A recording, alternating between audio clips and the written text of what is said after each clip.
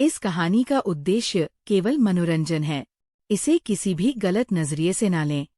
मेरा नाम नमिता है।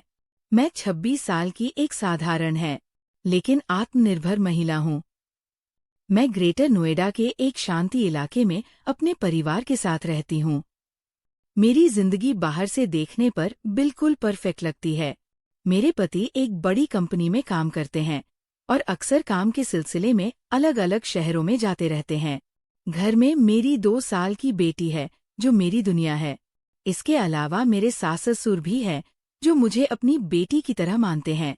भगवान की कृपा से घर में किसी चीज की कमी नहीं है, लेकिन फिर भी जिंदगी में खालीपन है जो कभी कभी बहुत गहरा महसूस होता है, खासकर तब जब रात को सब सो जाते हैं और मैं अकेले खिड़की के पास बैठकर दूर तक पहली खामोशी को देखती रहती हूँ। उन पलों में मुझे अपने पुराने दिन याद आते हैं।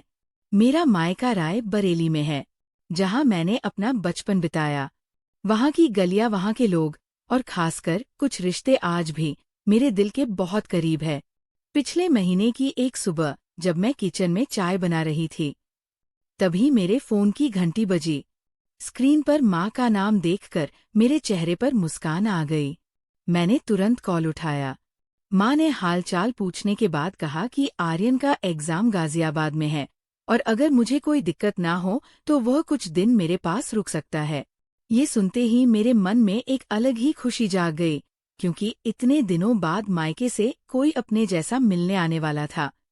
मैंने बिना सोचे हाँ कर दी। आर्यन मेरे बचपन का दोस्त रहा है। हम दोनों ने एक ही स्कूल में पढ़ाई की थी। उसके पापा और मेरे पापा साथ काम करते थे, इसलिए हमारे परिवारों में भी काफी घनिष्ठता थी। हम दोनों ही अपने घरों में इकलौते थे, इसलिए बचपन का ज्यादातर समय हमने साथ ही बिताया। खेलना, पढ़ना, लड़ना, झगड़ना और फिर मान जाना, ये सब हमारे दोस्ती का हिस्सा था। समय के साथ सब बदल गया। 12वीं के बाद मैंने आगे की पढ़ाई के लिए बीए में दाखिला लिया और वह इंजीनियरिंग की पढ़ाई के लिए मुंबई चला गया। धीरे धीरे बातचीत कम होती गई और फिर मेरी शादी हो गई। शादी के बाद मैं अपनी नई जिंदगी में व्यस्त हो गई और उससे सिर्फ एक बार मुलाकात हो पाई थी। अब इतने सालों बाद वह पहली बार मेरे घर आने वाला था। ये सोचकर मन में एक हल्की सी उत्सुकता भी थी और थोड़ी सी घबराहट भी। अगले दिन सुबह मैं जल्दी उठ गई, घर को अच्छे से साफ किया और उसके आने की तैयारी करने लगी। मुझे खुद समझ नहीं आ रहा था कि मैं इतने उत्साहित क्यों हूँ। शायद इसलिए क्योंकि इतने समय बाद कोई ऐसा मिलने आ रहा था जो मुझे मेरे पुराने दिनों की याद दिलाएगा। करीब 10 बजे डोरबेल बजे। मेरा दिल अचानक तेज धड़कने लगा। मैंने दरवाजा खोला तो सामने आर्यन खड़ा था। वह पहले से काफी लंबा हो गया था। उसके चेहरे पर आत्मविश्वास साफ झलक रहा था, लेकिन उसकी मुस्कान वही पुरानी थी जिसने मुझे एक पल में सालों पीछे पहुंचा दिया। वह मुझे देखते ही मुस्कुराया और बिना कुछ सोचे गले लगा लिया। उसे एक पल में जैसे सारी दूरी खत्म हो गई। मैंने हंसते हुए कहा, तुम तो बहुत बदल गए हो। उसने जवाब दिया, तुम भी पहले जैसी नहीं रही। उसकी बात सुनकर मलका सब मुस्कुरा दी, लेकिन अंदर कहीं कुछ अलग सा महसूस हुआ। मैंने उसे अंदर बुलाया। मेरी बेटी पहले तो उसे देखकर थोड़ी झिझकी, लेकिन कुछ ही देर में उसके साथ खेलने लगी। आर्यन बच्चों के साथ जल्दी घुल मिल जाता है। ये बात पहले भी थी और अब भी थी। उसने मेरी बेटी को गोद में उठाया और उसके साथ खेलने लगा। ये देखकर मेरे चेहरे पर सुकून भरी मुस्कान आ गई। कुछ देर बाद वह फ्रेश होने चला गया और मैं किचन में चाय बनाने लगी। जब हम दोनों चाय लेकर बैठे तो बातों का सिलसिला शुरू हो गया। हमने स्कूल के दिनों को याद किया, अपने पुराने दोस्तों के बारे में बात की और यह भी जाना कि कौन कहाँ और क्या कर रहा है। उन बातों में एक सच्चाई थी, एक अपनापन था जो आजकल की जिंदगी में कहीं खो सा गया है। दिन कब गुजर गया पता ही नहीं चला। शाम होते होते मुझे एहसास हुआ कि इतने दिनों बाद मैं सच में दिल से ऐसे हूँ। रात को हमने साथ में खाना खाया और फिर सोने की तैयारी करने लगे। मैंने उसे अपने कमरे में ही रुकने को कहा क्योंकि घर में बाकी कमरे बंद थे और वहाँ जगह भी थी। उसने बिना किसी झिझक के हाँ कर दी। कमरे में हल्की सी रोशनी थी और खिड़की से आती ठंडे हवा माहौल को और भी शांत बना रही थी। मेरी बेटी बीच में सो गई और हम दोनों अपने अपने कोनों में लेटकर बातें करने लगे। बातों का विषय फिर से बचपन की यादें बन गई। हम दोनों उन पलों को याद करके हंसते रहे, लेकिन उसी हंसी के बीच कभी कभी एक खामोशी भी आ जाती थी, जो बहुत कुछ कह जाती थी। धीरे धीरे बातचीत कम होती गई और कमरे में सन्नाटा छा गया, लेकिन वो सन्नाटा अजीब नहीं था। उसमें एक सुकून था, एक अपनापन था। मैंने हल्के से उसकी तरफ देखा। वो आंखें बंद किए हुए था, लेकिन उसके चेहरे पर एक शांति थी। उस पल मुझे एहसास हुआ कि वक्त ने हमें कितना बदल दिया है। अब हम बच्चे नहीं रहे, लेकिन दिल के किसी कोने में वह मासूम में तब भी जिंदा है। उस रात मुझे देर तक नींद नहीं आई।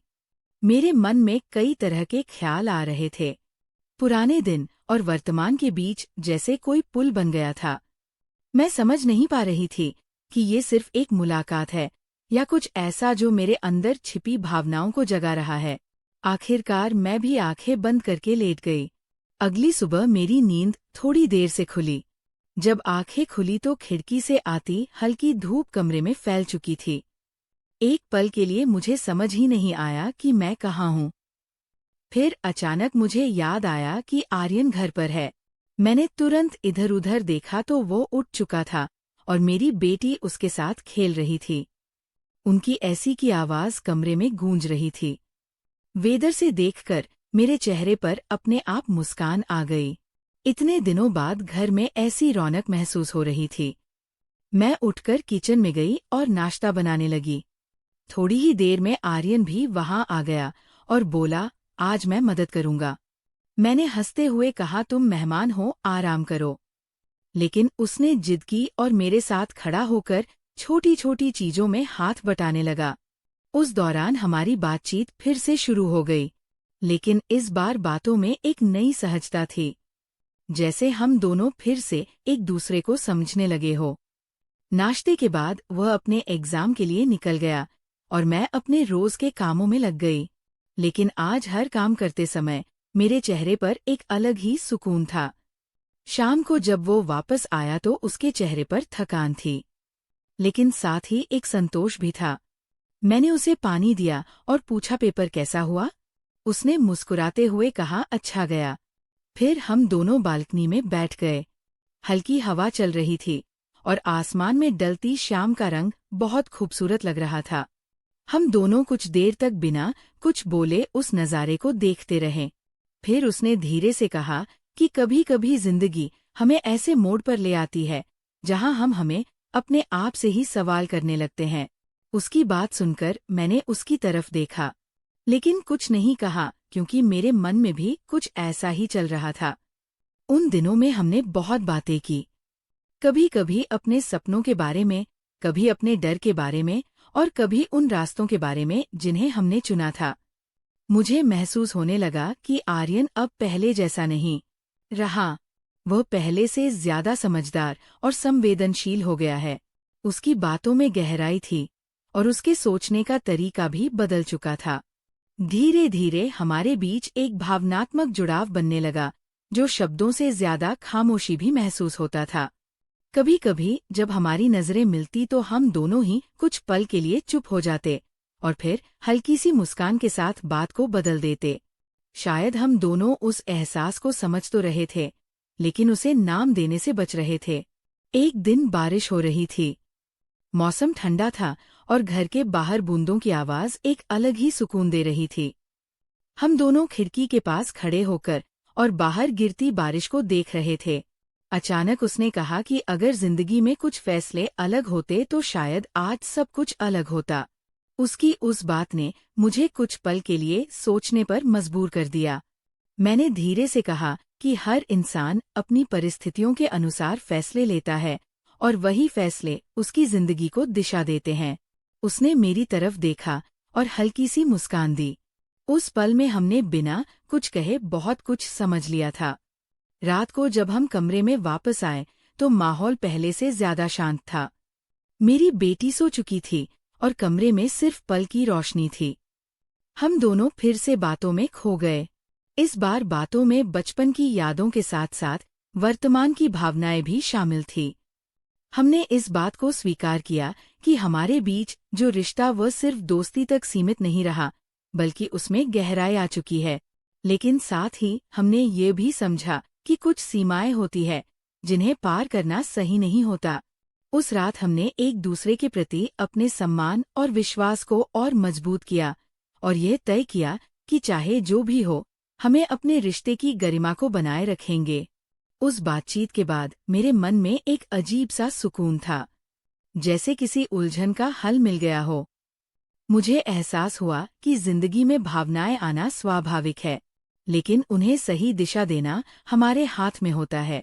उस रात में पहले से ज्यादा शांत मन के साथ सोए और मुझे लगा कि मैं खुद को पहले से बेहतर समझने लगी हूँ। सुबह की हल्की रोशनी के साथ वो दिन भी आ गया जब आर्यन को वापस जाना था।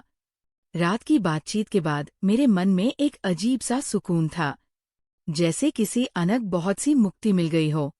लेकिन साथ एक हल्की सी उदासी भी थी, क्योंकि पिछले कुछ दिनों में जो अपनापन घर में लौटा था वह फिर से दूर होने वाला था।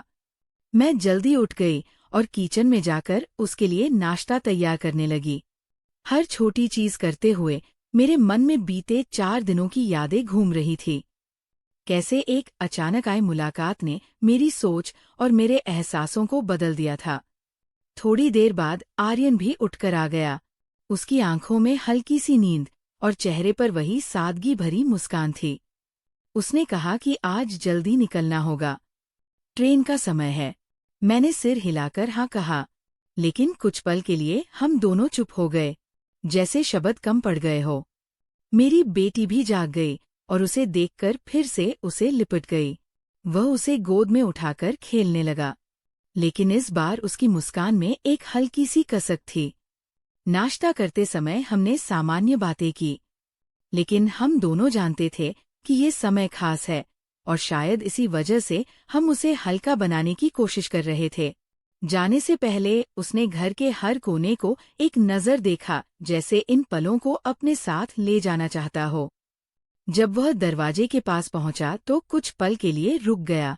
मैंने उसकी तरफ देखा और वह मेरी तरफ देखता रहा। उस नज़र में ना कोई सवाल था ना कोई जवाब, वैसे एक समझ थी। मैंने हल्के से कहा, अपना ख्याल रखना। उसने मुस्कुराते हुए कहा, तुम भी, और फिर वह मुड़कर चल पड़ा।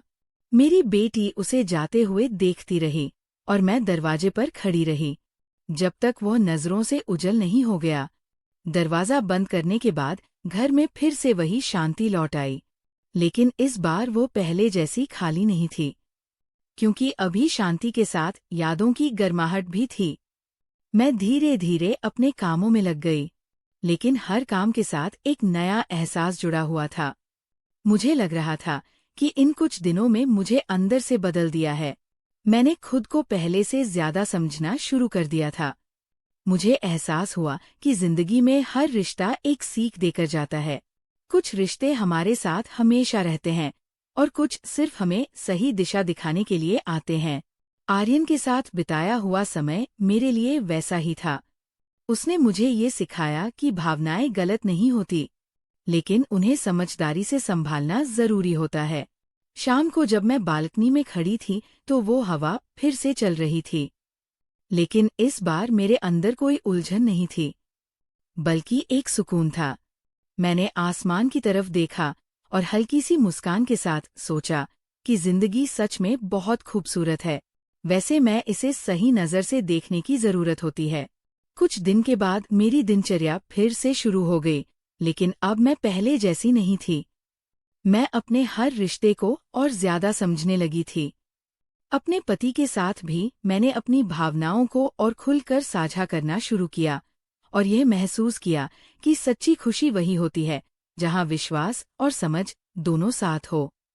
आर्यन अब दूर था, लेकिन उसके साथ बिताए हुए पल मेरे दिल में एक खूबसूरती याद बनकर रह गए, जो मुझे हमेशा ये याद दिलाते रहेंगे कि जिंदगी में हर मुलाकात का एक खास मतलब होता है और कभी-कभी कुछ लोग हमारी जिंदगी में सिर्फ हमें खुद से मिलाने के लिए आते हैं।